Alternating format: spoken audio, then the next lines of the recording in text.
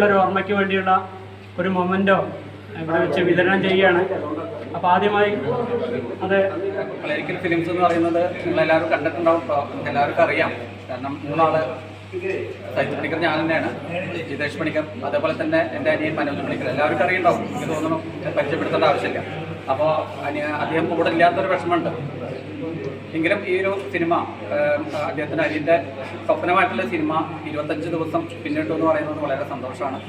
അദ്ദേഹത്തിൻ്റെ ഈ സിനിമയുടെ പേരിലും അദ്ദേഹം ഇനിയും കുറേ കാലം അറിയപ്പെടും എന്നുള്ളത് തന്നെയാണ് ഈ സിനിമ നിലനിൽക്കുന്നത്. ഒരു കുറേയൊക്കെ ഒരു 90% നമുക്ക് ഈ ഒരു സിനിമയുടെ നീതി പുലർത്താൻ കഴിഞ്ഞു എന്നാണ് പ്രൊഡ്യൂസർ എന്നുള്ള നിലയിൽ എൻ്റെ വിശ്വാസം. അതിൻ്റെ മുഴുവൻ ക്രെഡിറ്റും ഞാൻ പറയാതെ തന്നെ എല്ലാവർക്കും അറിയാം. നമ്മളെ സംവിധായകൻ, സിനിമ എന്ന് പറഞ്ഞ സംവിധായകനാണ്, അത് ശ്രീദേവനാണ് അതിൻ്റെ എല്ലാ ക്രെഡിറ്റും. അതുപോലെ തന്നെ അതിൽ അഭിനയിച്ച മുരളിയേട്ടനും നമ്മളെ ലത്തീഫ് കുറ്റിപ്പുറം, അതുപോലെ തന്നെ പാർത്ഥസാരഥി, മാഷ്, അങ്ങനെ എല്ലാവരും, പിന്നെ ശബ്ദം നൽകിയിട്ടുള്ള നമ്മളെ റാഫി, പിന്നെ നമ്മളെ മ്യൂസിക്, എൻ്റെ സംഗീതം കൊടുത്തിട്ടുള്ള മിഥുൻ മലയാളം തുടങ്ങി ഞാൻ എല്ലാവരും പേരുകളെടുത്ത് പിന്നെ പരിചയശക്തൻ എല്ലാവരും ഉണ്ട്. ഞാൻ എല്ലാവരും പേരെടുത്ത് പറഞ്ഞില്ല, ചന്ദ്രേട്ടൻ, എല്ലാവരും നമ്മളെ കൂടെ നിന്നിട്ടുണ്ട്. എന്തായാലും ഞങ്ങളെ കൂടെ നിന്ന് എല്ലാവർക്കും ഇതിൻ്റെ സഹായങ്ങളൊക്കെ ചെയ്ത നമ്മളതിൻ്റെ ആ ഷൂട്ടിംഗ് സമയത്തൊക്കെ ലൊക്കേഷൻ മുതലൊക്കെ നമ്മൾ പിന്നാലെ നടന്ന് ഈ സിനിമ റിലീസായിട്ട് ഞങ്ങൾ കൂടെ നിന്ന് നമ്മുടെ ഉണ്ണിയേട്ടൻ, അതുപോലെ തന്നെ രവിയേട്ടൻ തുടങ്ങി അങ്ങനെ ഒരുപാട് ആൾക്കാരുടെ പേര് എടുത്തു പറയാനുണ്ട്. ഈ സമയത്ത് അവർക്കൊക്കെ നന്ദി പറയാൻ ഈ അവസരം ഉപയോഗിക്കുകയാണ്. ഓരോ തവണ ഈ സിനിമ കാണുമ്പോഴും ഒരു നന്ദിയായിട്ടാണ് തോന്നുന്നത്. ഞാൻ അനവധി തവണ ഈ സിനിമ പോസ്റ്റ് പ്രൊഡക്ഷൻ സമയത്തൊക്കെ കണ്ടിട്ടുണ്ടെങ്കിലും ഇന്ന് കണ്ടിറങ്ങിയപ്പോഴും ഇനിയും കാണാൻ തോന്നിക്കുന്ന രീതിയിലുള്ള വളരെ നന്നായിട്ട് സുമേഷും ഇതൊക്കെ ചെയ്തിട്ടുണ്ട്. എന്തായാലും അടുത്ത സിനിമ ഉടൻ തന്നെ ചെയ്യുന്നൊരു ആഗ്രഹമാണ് ഇപ്പോൾ നിൽക്കുന്നത്. നിങ്ങളെല്ലാവരും പ്രാർത്ഥന ഉണ്ടെങ്കിൽ നമുക്ക്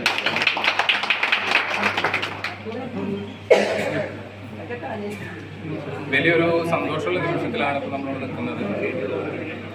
ഒരു സിനിമ ഈ ഒരു കാലഘട്ടത്തിൽ ഒരു 25th ഡേയ്സ് പോവുക, അല്ലെങ്കിൽ കണ്ടിന്യൂസ് ആയിട്ട് ഷോ നടക്കുക എന്ന് പറയുന്നത് വളരെ ഒരു വിജയം തന്നെയാണ്. കാരണം ഈ ഒരു കാലഘട്ടത്തിൽ നമ്മൾ 100-150 ദിവസം സിനിമ ഓടുന്ന ഒരു രീതി ഇല്ല. കാരണം 45 ദിവസം കഴിഞ്ഞ് കഴിഞ്ഞാൽ OTT പ്ലാറ്റ്ഫോമിലേക്ക് സിനിമ മാറുന്നൊരു സ്ഥിതിയാണ്. എത്ര ഹിറ്റായ സിനിമ പോലും 45 ദിവസം വരെ നമുക്ക് തിയേറ്ററിൽ കളിക്കാൻ പറ്റുള്ളൂ. അപ്പോൾ അതിനെ അപേക്ഷിച്ചുകൊണ്ട് 25th ഡേ എന്ന് പറയുന്നത് വലിയൊരു ഡേയ്സാണ്.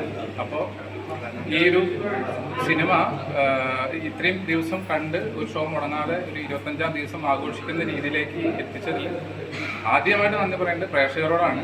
കാരണം കണ്ട പ്രേക്ഷകർ എല്ലാവരും ഈ സിനിമ മറ്റുള്ളവരെ കാണാൻ വേണ്ടി പ്രേരിപ്പിക്കുന്ന രീതിയിലേക്ക് ഒരു ഫീഡ്ബാക്ക് തരികയും നല്ല നല്ല റിവ്യൂസ് തരികയും ഒക്കെ ചെയ്തതോടുകൂടിയിട്ട് ഈ സിനിമയുടെ ഒരു വാല്യൂ കുറേയും കൂടി ഗംഭീരമായിട്ട് ഇൻഡസ്ട്രിയിലാണെങ്കിലും പൊതു സമൂഹത്തിലാണെങ്കിലും വന്നു എന്നുള്ളത് വലിയ സന്തോഷമുള്ള കാര്യമാണ്. കാരണം അക്കാദമിക്കലി പല സ്ഥലങ്ങളിൽ നിന്നും ഈ സിനിമ മാറ്റി നിർത്തപ്പെട്ടപ്പോഴും ഈ പ്രേക്ഷകരുടെ അടുത്തേക്ക് എത്തിയപ്പോഴേക്കും ഈ സിനിമയുടെ ഒരു മൂല്യം വർദ്ധിക്കുകയും പ്രേക്ഷകർ അത് ഏറ്റെടുക്കുകയും ചെയ്യുന്നു എന്ന് പറയുന്നത് വലിയ സന്തോഷമുള്ളൊരു കാര്യമാണ്. പിന്നെ നേരത്തെ പറഞ്ഞ പോലെ ഇത്തരം ഒരു സിനിമ ചെയ്യാൻ വേണ്ടിയിട്ട് ഒരു അവസരം, അല്ലെങ്കിൽ ഇത്തരം ഒരു സിനിമയുടെ ഒരു കണ്ടന്റ് ചെയ്യാൻ വേണ്ടിയിട്ട് നടത്തിയൊരു ശ്രമം, അത് കളരിക്കൽ ഫിലിംസ് എന്ന് പറയുന്ന പോലെ ഒരു ബാനർ അവരൊരു ആദ്യ സിനിമ എന്നുള്ള രീതിയിൽ ഇങ്ങനത്തെ ഒരു സിനിമ സബ്ജക്റ്റ് ചൂസ് ചെയ്യും, അത് ഡയറക്ടർ എന്നുള്ള രീതിയിൽ എൻ്റെ കൂടെ അവർ നിൽക്കുകയും ചെയ്യുന്നതാണ് ഈ ഒരു സിനിമ സംഭവിക്കാൻ കാരണം. ഒരു നല്ല സിനിമയുടെ പിന്നെ ആ സിനിമ ജനിക്കാൻ നല്ലൊരു പ്രൊഡക്ഷൻ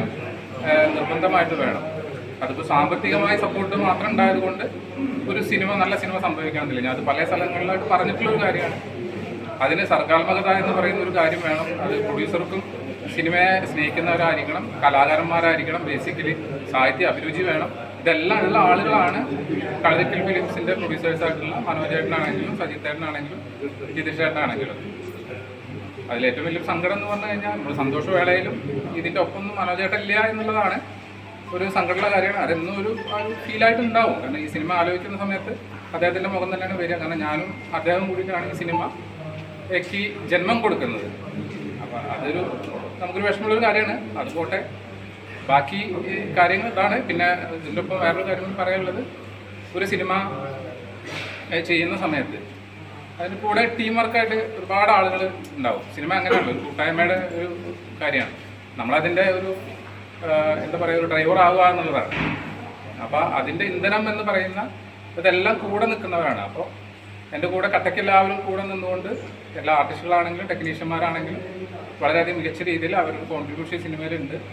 അതുകൊണ്ട് കൂടിയാണ് ഇങ്ങനൊരു സിനിമ ചെയ്യാൻ പറ്റിയത്. എന്തായാലും വളരെ സന്തോഷമുണ്ട് ഈ നിമിഷത്തിൽ ഇങ്ങനൊരു സിനിമ ചെയ്യാൻ പറ്റിയത്. അപ്പോൾ എല്ലാവരോടും എൻ്റെ കൂടെയുള്ള ക്രൂ മെമ്പേഴ്സിനും പ്രൊഡ്യൂസേഴ്സിൻ്റെ അടുത്താണെങ്കിലും ആർട്ടിസ്റ്റുകളുടെ അടുത്താണെങ്കിലും എൻ്റെ നന്ദിയും സ്നേഹവും അറിയിക്കുന്നു. ഈ ഒരു നല്ല നിമിഷം എൻ്റെ ലൈഫിൽ എന്നും ഈ ഹൃദയത്തിലുണ്ടാവും. അതോടൊപ്പം തന്നെ ഒരു കാര്യം കൂടി പറയുന്നു, ഈ സിനിമ ഇനി കുറേയും കൂടിയും ആളുകളുടെ ഇടയിലേക്ക് ഈ സിനിമ എത്തണം എന്നൊരു ആഗ്രഹമുണ്ട്. അപ്പോൾ അതിനി ഏതൊരു വഴി OTT പോലുള്ള പ്ലാറ്റ്ഫോമിലേക്ക് ഈ സിനിമ എത്തുക എന്നുള്ളതാണ്. അപ്പോൾ കുറേയും കൂടി വൈഡായിട്ടുള്ള ഒരു കാഴ്ച അനുഭവം അല്ലെങ്കിൽ കുറേയും കൂടി വൈഡായിട്ടുള്ള ആളുകളുടെ ഇടയിലേക്ക് ഈ സിനിമ എത്തണം എന്നുള്ളൊരു തയ്യാറെടുപ്പിലാണ്. അത് അധികം വൈകാതെ തന്നെ OTTയിലേക്ക് വരും. അപ്പോൾ എല്ലാവരും ഈ സിനിമയ്ക്ക് വേണ്ടി വീണ്ടും പ്രൊമോഷൻ ചെയ്യണം. ഇതൊരു ബ്രേക്ക് മാത്രമാണ്, ഒരു ഇൻ്റർവെൽ മാത്രമാണ്. ഇനി സെക്കൻഡ് ഹാഫ് തുടങ്ങാനിരിക്കുന്നേ ഉള്ളൂ. അപ്പോൾ അത്രയും പറയുന്നു. ഇനിയിപ്പോൾ വൈകിയ വേളയിൽ ഞാൻ കൂടുതൽ നീട്ടുന്നില്ല. എല്ലാവർക്കും നന്ദി, സ്നേഹം. വളരെ സന്തോഷകരമായ ഒരു വേളയിലാണ് നമ്മളെല്ലാവരും. ഒരു സിനിമയുടെ 25 ദിവസം ഇന്ന് പൂർത്തിയാകുന്ന ഒരവസരം. തിയേറ്ററുകളിൽ പുതിയ സിനിമകൾ പലതും വരുമ്പോൾ 1-2 ദിവസങ്ങൾ മാത്രം നിൽക്കുന്ന ഒരു അവസ്ഥയാണ് കാണുന്നത്. ഞങ്ങളുടെ പടം തന്നെ അവിടെ ചെറുപ്പശ്ശേരി കളിക്കുന്ന സമയത്ത് അപ്പുറത്തെ സ്ക്രീനിൽ വന്ന പുതിയൊരു നല്ല പബ്ലിസിറ്റിയോട് വന്നൊരു പടം ഒരു ദിവസം കളിപ്പിച്ചു. 2-ാം ദിവസം ആളില്ലാത്ത നിർത്തലാക്കി. അത് നോക്കുമ്പോൾ ഞങ്ങൾ അവിടെ 2-ാം വാരോടി, ഇവിടെ 4-ാം വാരോടി 25 ദിവസം പൂർത്തിയാക്കി. ഇത് പൊതുസമൂഹത്തിലേക്ക് സംവിധായകനൊക്കെ പറഞ്ഞ പോലെ എത്തിച്ചേരേണ്ട കൂടുതൽ എത്തിച്ചേരേണ്ട ഒരു സിനിമയാണ്, ഒരു റെഫറൻസാണ്. ഇതിൽ പറഞ്ഞിട്ടുള്ള പല കാര്യങ്ങളും പലരും അനുഭവിച്ചിട്ടുള്ളതായിരിക്കാം, പലരുടെ ജീവിതത്തിലൂടെ കടന്നു പോയിട്ടുള്ളതായിരിക്കാം. വിശപ്പ് എന്നതിൻ്റെ അടിസ്ഥാനത്തിൽ പറഞ്ഞിട്ടുള്ള ഈ കഥ ഒരു ചരിത്ര പശ്ചാത്തലത്തിലാണ് നമ്മൾ അവതരിപ്പിച്ചത്. അപ്പോൾ ചേക്കു അനുഭവിക്കുന്നത് വിശപ്പ്, പ്രളയം, വിരഹം ഇതെല്ലാം അനുഭവിക്കുന്ന ഒരു കഥാപാത്രമാണ് ഇതിൽ ചേക്കു എന്ന് പറയുന്നത്. നമ്മളൊക്കെ തന്നെ ജീവിതത്തിൽ അനുഭവിച്ചിട്ടുള്ളതാണ്. ഇത് ഇസ്ലാമിക സമൂഹം ഏറ്റവും കൂടുതൽ ചർച്ച ചെയ്ത ഒരു വിഷയമാണ് നമ്മുടെ പൊതുസമൂഹം കൂടി. അതുകൊണ്ട് തന്നെ അവരാണ് ഇത് ഏറ്റവും കൂടുതൽ എടുക്കേണ്ടിയിരുന്നത്. ഇത് ഏറ്റെടുക്കേണ്ട ഒരു വിഷയമായിരുന്നത് അവർ കൂടുതൽ കാണേണ്ടതായിരുന്നു. കാരണം അവരുടെ മേലിൽ എത്രയോ 100 വർഷങ്ങളായി പതിച്ചിട്ടുള്ള ഒരു ചെളിയാണ് ഈ മലബാർ കലാപം അല്ലെങ്കിൽ മാപ്പിള കലാപം എന്ന് പറയുന്നത്. അത് ഇന്നും അവരുടെ മേലിൽ നിന്ന് പോയിട്ടില്ല. ഇത് നാളെ റെഫറൻസായിട്ട് മുന്നോട്ട് വെക്കുന്ന സമയത്ത് അവർക്ക് മുൻനിർത്തി സംസാരിക്കാവുന്ന ഒരു വിഷയമാണ് ഈ ജഗള എന്ന് പറയുന്ന. കെ മാധവൻ നായരുടെ പറഞ്ഞ മലബാർ കലാപം എന്ന പുസ്തകത്തിൽ പറഞ്ഞ കാര്യങ്ങൾ, ഉറൂബ് തൻ്റെ സുന്ദരികളും സുന്ദരന്മാരിലും പറഞ്ഞ കാര്യങ്ങൾ, അതേപോലെ തന്നെ ടി സുകുമാരൻ്റെ ബലിമൃഗങ്ങൾ എന്ന പുസ്തകത്തിലെ കാര്യങ്ങൾ, KT ജലീലിൻ്റെ റെഫറൻസുകൾ, ഇതെല്ലാം നോട്ട് ചെയ്തുകൊണ്ടാണ് ഈ സബ്ജക്റ്റ് ഇവിടെ അവതരിപ്പിക്കപ്പെട്ടുള്ളത്. അതുകൊണ്ട് തന്നെ ഇസ്ലാമിക സമൂഹത്തിന് മുന്നിലുള്ള എല്ലാ തറകളും കഴുകിക്കളയത്തക്ക രീതിയിലുള്ള ഒരു വിഷയം കൂടിയാണ്. നമ്മുടെ സമൂഹത്തിൽ പ്രവർത്തിക്കുന്ന പല ആളുകളും സിനിമ കണ്ട് ഇതിനെക്കുറിച്ച് വ്യക്തമായി പറഞ്ഞിട്ടുണ്ട്. കാരണം മലബാർ കലാപം എന്ന് പറയുന്നത് ഹിന്ദുക്കൾക്ക് മാത്രം സംഭവിച്ചിട്ടുള്ളൊരു പ്രശ്നമല്ല, മുസ്ലിങ്ങൾക്ക് നഷ്ടം സംഭവിച്ചിട്ടുണ്ട്. അപ്പോൾ ഇരുവശത്തെയും ഉള്ള നഷ്ടങ്ങളും കഷ്ടങ്ങളും ആ കാലഘട്ടത്തിൽ എന്താണ്, അതൊരു ദാരിദ്ര്യത്തിൻ്റെ പശ്ചാത്തലത്തിൽ ചേക്കു എന്ന കഥാപാത്രത്തിലൂടെ, വിശപ്പിലൂടെ ആ കാലഘട്ടത്തിൽ ഈ ലഹളയ്ക്ക് പിറകിൽ നിൽക്കുന്ന ആളുകൾ അനുഭവിക്കുന്ന, സാധാരണ ജനങ്ങൾ അനുഭവിക്കുന്ന സങ്കടങ്ങൾ, ഇതെല്ലാം തന്നെയാണ് ഇതിൽ വ്യക്തമാക്കിയത്.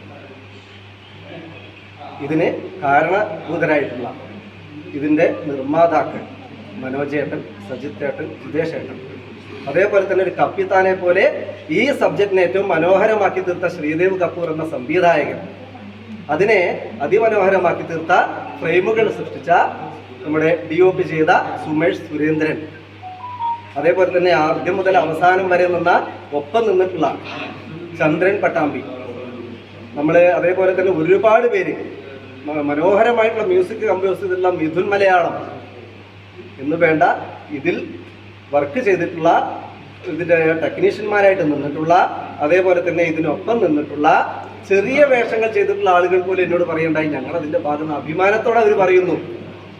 ഇത് കേവലം ഒരു കമേഴ്സ്യൽ സിനിമ മാത്രമല്ല, നാളെ ഏത് കാലത്തും ആരുടെ മുന്നിലും ഏത് അക്കാദമിക്ക് മുന്നിലും അക്കാദമി സ്റ്റുഡൻസിന് പഠിക്കാവുന്ന, അവർക്ക് റെഫർ ചെയ്യാവുന്ന ഒരു സിനിമ കൂടിയാണ് ജഗവ. ചരിത്ര പ്രാധാന്യമുള്ള വളരെ മനോഹരമായ ഒരു സിനിമ എടുത്ത കളരിക്കൽ ഫിലിംസിൻ്റെ പ്രൊഡ്യൂസേഴ്സിന് ആദ്യമായി നന്ദി പറയട്ടെ. ഇത്രയും കാരണം ഇപ്പോൾ ഇറങ്ങുന്ന സിനിമകളൊക്കെ കൊമേഴ്ഷ്യലായിട്ട് വിജയിക്കുക എന്നൊരു ലക്ഷ്യത്തോട് കൂടി മാത്രം ഇറങ്ങുന്ന സിനിമ. ആ സിനിമകൾ പോലും ഒരാഴ്ച തിയേറ്റർ കവർ ചെയ്യുന്നില്ല. അതിൻ്റെ ഇടയ്ക്കാണ് നമ്മുടെ ഈ കൊച്ചു സിനിമ, വളരെ മനോഹരമായ ഈ കൊച്ചു സിനിമ, ചരിത്ര പ്രാധാന്യമുള്ള സിനിമ. ശരിക്കും ഇത് കുട്ടികളും വരും തലമുറകളും പഠിക്കേണ്ടത്. ഇപ്പം ഏത് മക്കൾക്കാണ് മലബാർ ലഹള എന്ന് പറഞ്ഞാൽ അറിയുന്നത്? ഏത് കുട്ടികൾക്ക് അറിയുന്നത്?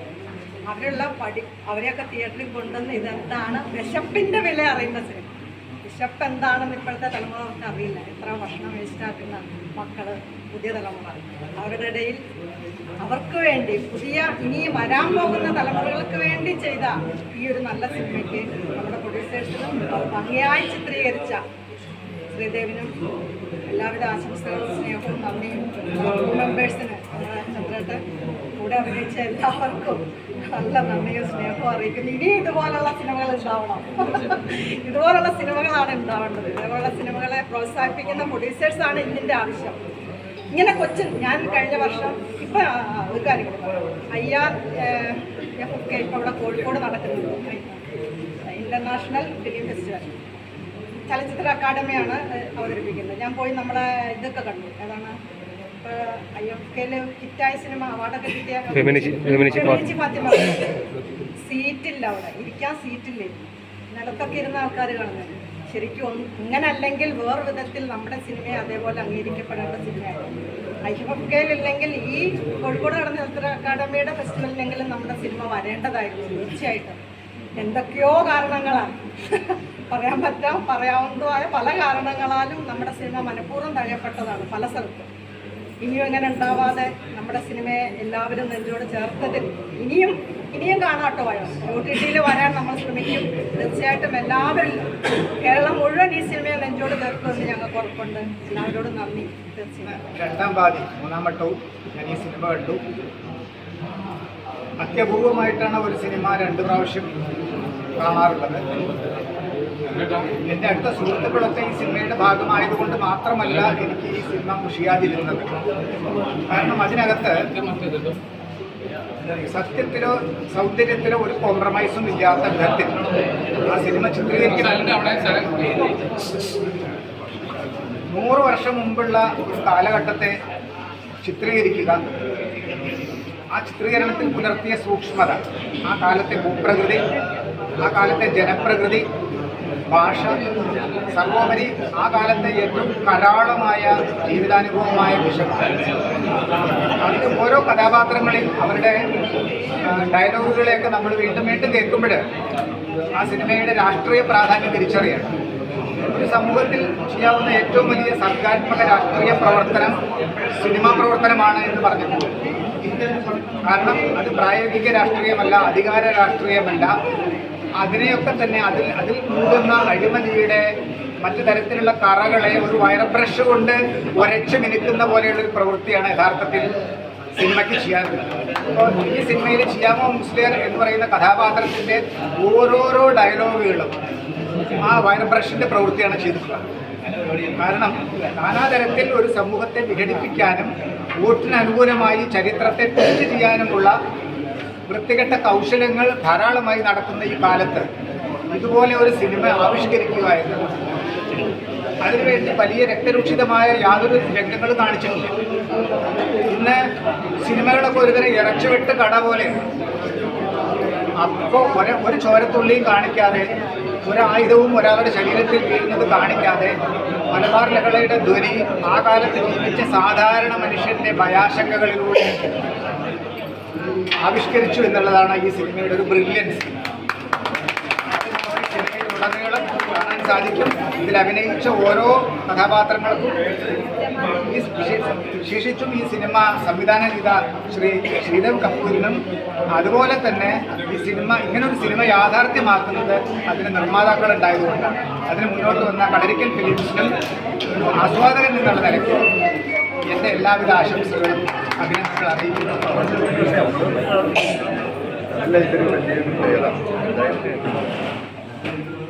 ഓക്കെ.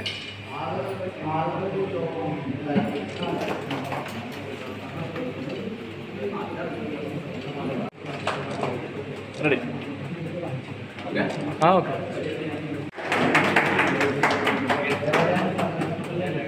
അങ്ങോട്ട് DOP എല്ലാവരും കിട്ടണമല്ലോ.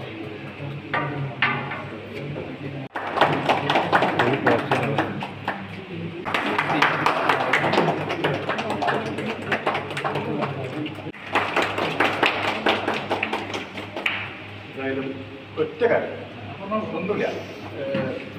ഈ സിനിമയുടെ ബാക്കി കാര്യങ്ങളൊക്കെ പറഞ്ഞിട്ടുണ്ട്. പക്ഷെ ഏറ്റവും കൂടുതൽ ഞാൻ നാടകക്കാരനായ കാരണമായിരുന്നു. ഏറ്റവും കൂടുതൽ നാടകക്കാരെ ഇതിൽ ഉൾപ്പെടുത്തിയ ശ്രീദേവി മാമൂലിയായാലും ഇടവത്തിലായാലും അതുപോലെ പാർട്ടിസാരി അല്ലാതെ ഒക്കെ നാടകക്കാർ. അതിന് പ്രത്യേകം ഒരു അംഗീരേഖം.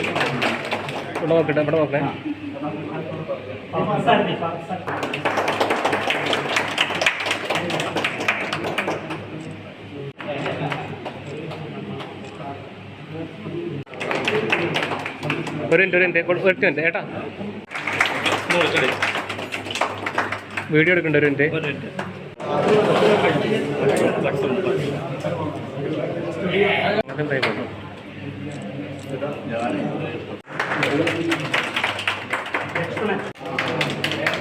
ശശികുമാർ അടുത്തത് സെക്കൻഡ് ഒരു കാര്യം പറഞ്ഞിട്ട് ഈ സിനിമയ്ക്ക് എന്നെ വിളിച്ചത് ജോയ് മാധവൻ മാഷാണ് എൻ്റെ നമ്പർ കൊടുത്തത്. ഞാൻ മാഷ സ്റ്റുഡിയോയിൽ പല ടെൻഡിങ്ങിലും ജോയോടെ അവരും പോണാണ്. അങ്ങനെയാണ് ഞാൻ കപ്പുവിനായിട്ട് പരിചയപ്പെടുന്നതൊക്കെ. എന്തായാലും ഈ സിനിമയുടെ ഭാഗമായിട്ട് കോഴിക്കോടിൻ്റെ പ്രഗത്ഭ ആർട്ടിസ്റ്റ് അപ്പുണ്ണി ശശി എന്ന് പറയുന്ന ആൾക്കാണ് ഞാൻ ക്യാരക്ടർ, മുഹമ്മദ് ക്യാരക്ടർ ഡബ് ചെയ്തത്. വളരെ സന്തോഷം, അഭിമാനം. Thank you. പ്രത്യേകിച്ച് എല്ലാവരോടും പ്രത്യേകമായ നന്ദി, സ്നേഹം. Thank you. ഇവിടെ നോക്കൂ.